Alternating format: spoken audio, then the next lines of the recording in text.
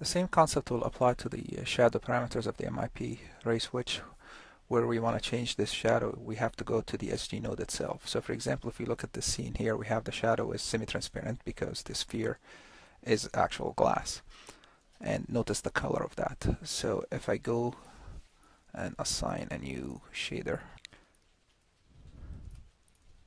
and just as a note, you can actually use the MIP ray switch and you plug shaders in it as well. The reason I'm using the MIP ray as advanced just because the documentation, the original one by Zap Anderson, was stating that this is for the shader. However, when I start testing, I found that I can still use the actual MIP ray switch, which is then intended for colors. That was just a side note. So going back to the original presentation, I'm going to put this in here, and I'm going to plug my glass as a reflection, and I'll put it in refraction, and I'll also put it in shadow. Now let's see when I render this. We keep this image and hit render. See that the shadow is now lost its parameters, which was the semi-transparent. If I want to retrieve it back to the original, I want to make sure that I go to the SG node itself of the MIP ray switch, and you look at the shadow and you'll see that it's empty. So if I plug this here again and render, we should have that semi-transparent again. And here it is, and it is true to what we had before. Now if I want to change that color, I can go in here, for example, and I will change it to a different shader. So now this is intentionally, now we're changing the semi-transparency to something that is opaque, and that is because now it's taking the shadow parameters from the Mia material. We can go a little bit further with that, where we can change the color to something visible, red maybe, and that. So now we have a semi-transparent according to the transparency of the shader, and it's a little bit tint with red, and this is because the color I applied in here. For the environment, we're going to use the same original scene, but we're going to modify the workflow a little bit. So just remember, we have an IBL node here that's casting the final gather illumination. I'm just going to delete that node, and I'm going to go to my camera. And the reason I'm doing that, I want an actual environment node that Mentor Ray can recognize. And I'm just going to get environment node. Here we go. And we're just going to go the MIP lookup spherical. And so the idea now is we want to change the environment that the shaders see with something else. So the best way I can explain this is when I place a physical sky system. So let's keep this image for a second and render that. And you see that the minute you add an environment node, which is the sun and sky system, it will neglect any other nodes that the camera sees. So for example, all the reflections that you had here are gone. So let's say that you want to achieve the same look, but have the sun and sky system still within your rendering. So let me remove all, just keep that image.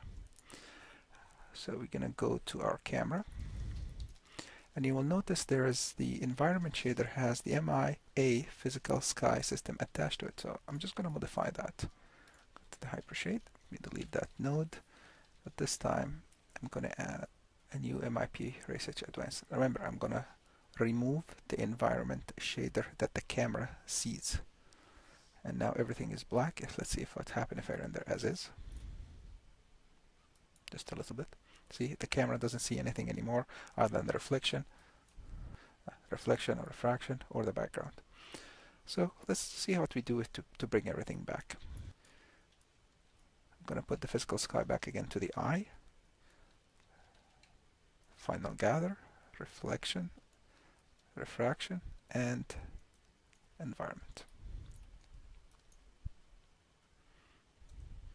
And here we go. Pretty much the same. So we need now to change this environment with something else.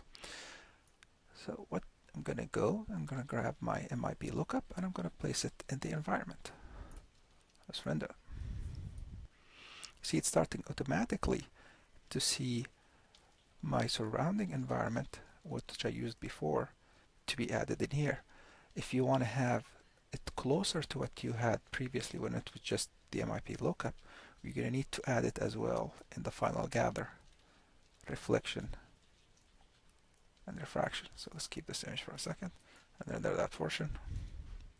And you will see now that will reflection of that MIP lookup has been added here. And if I now want to move my light around, actually put it in the back so as if it's a night shot, you'll see now the reflection of very obvious, because previously that we had the illumination of the light is hitting in it, so that's why it made it a little bit dull. So this was a different way of using the MIP ray switch.